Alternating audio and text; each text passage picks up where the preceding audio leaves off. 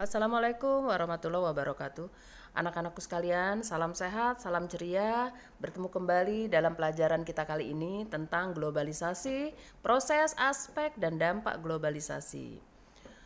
IPS kelas 9 kali ini akan dibawakan oleh Ibu Kristina Wulandari dengan Bapak Robi Agung dari SMP Negeri 4, Kota Tangerang.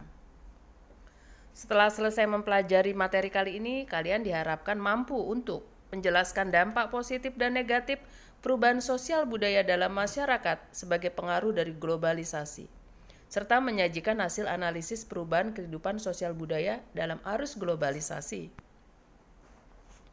Pertama-tama kalian harus tahu dulu loh nak, apa sih pengertian globalisasi itu? Globalisasi berasal dari kata globe atau global, yaitu dunia atau bola dunia. Menurut Kamus Besar Bahasa Indonesia, globalisasi adalah proses masuk ke ruang lingkup dunia. Sedangkan Selo Sumarjan, ahli sosiologi kita, menyebutkan bahwa pengertian globalisasi adalah proses terbentuknya sistem organisasi dan komunikasi antar masyarakat di seluruh dunia untuk mengikuti sistem dan kaidah-kaidah tertentu yang sama.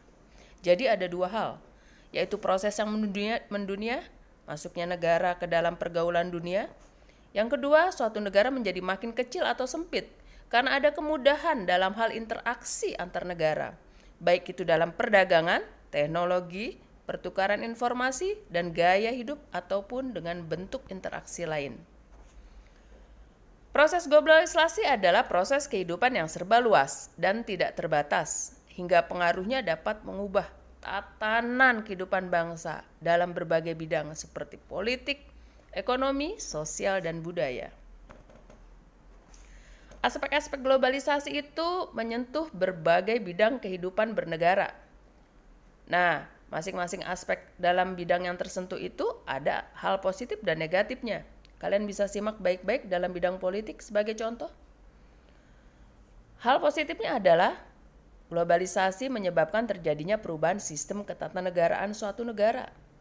Kemudian muncul perubahan lembaga-lembaga negara dengan adanya Mahkamah Konstitusi, dihapuskannya DPA, adanya Dewan Perwakilan Daerah atau perubahan lain. Kemudian dari sisi negatifnya adalah munculnya sikap arogansi politik.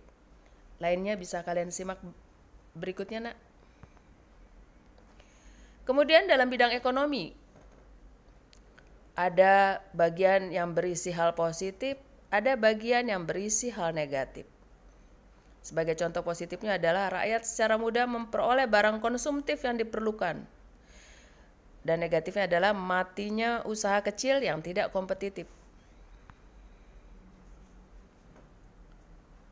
Aspek kenegaraan dalam bidang sosial dan budaya yang tersentuh karena adanya globalisasi dalam hal positifnya adalah mempercepat perubahan pola kehidupan suatu bangsa, dan negatifnya adalah kesulitan pengendalian dan seleksi budaya asing yang tidak sesuai dengan budaya bangsa Indonesia.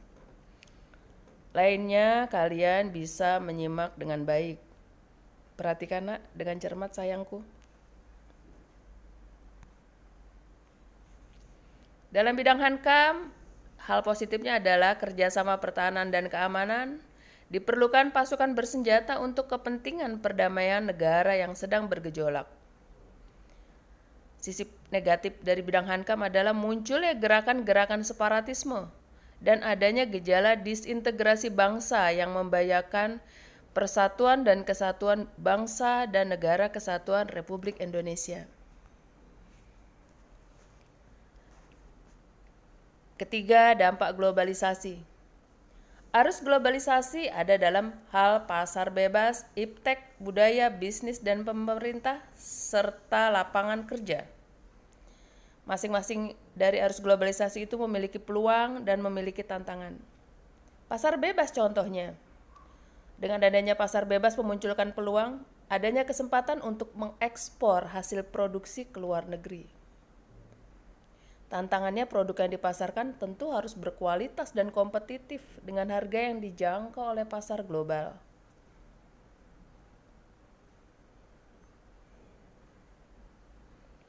Dimensi globalisasi adalah dimensi ide atau ideologi, dimensi ekonomi, dan dimensi teknologi. Dalam hal dimensi ideologi adalah globalisasi merupakan kapitalisme termasuk seperangkat nilai individualisme, demokrasi, dan HAM. Dalam dimensi ekonomi, globalisasi itu nantinya menunjukkan adanya pasar bebas, di mana arus barang dan jasa antar negara tidak memiliki halangan apapun. Dalam dimensi teknologinya nanti globalisasi secara khusus akan membuka batas-batas negara hingga negara makin tidak punya batas. Nah, dampak globalisasi itu kamu bisa perhatiin baik-baik, antara lain banyak industri yang food loss, yaitu mengurangi pemakaian sumber daya alam. 2, makin tingginya pendapatan rata-rata per kapita di dunia. 3, makin majunya tingkat pendidikan masyarakat dunia. 4, ilmu pengetahuan dan teknologi di semua bidang makin meningkat. 5, meningkatnya jumlah penduduk dunia. Kalian akan diberikan lembar kerja peserta didik untuk makin memperkuat pemahaman kalian tentang globalisasi. Jangan lupa tulis nama dan kelas. LKPD kalian nanti mengharuskan kalian untuk mencari pada berbagai sumber. Bisa buku paket, bisa LK, textbook, atau juga bisa melalui internet. Cari dampak positif, dampak negatif dari globalisasi. Kemudian kelompokkan dampak-dampak tersebut menurut bidang kehidupan yang tersentuh.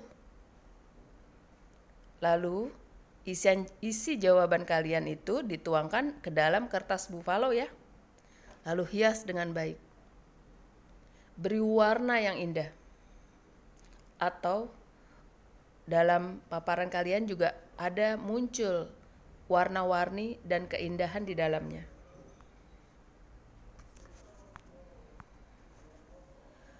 Format isian dari lembar buffalo kalian itu adalah bisa disimak. Nomor 1, 2, 3, 4. Bidang kehidupan yang tersentuh adalah politik, ekonomi, sosial, budaya. Dampak positifnya apa dari bidang ekonomi?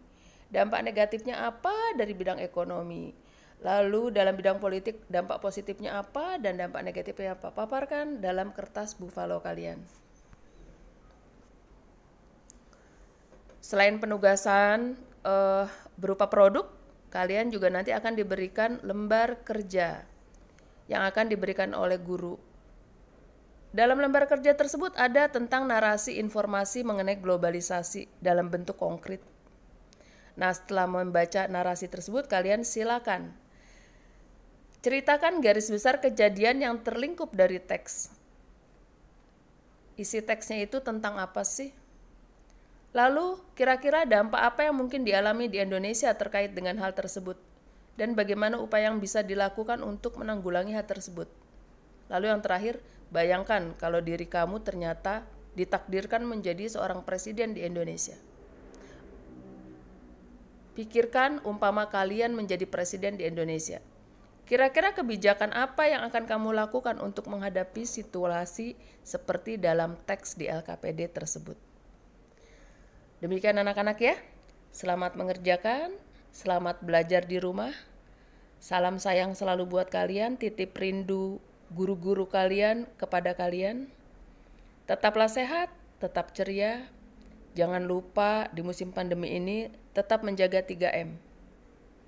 Mencuci tangan, menjaga jarak, dan selalu menggunakan masker.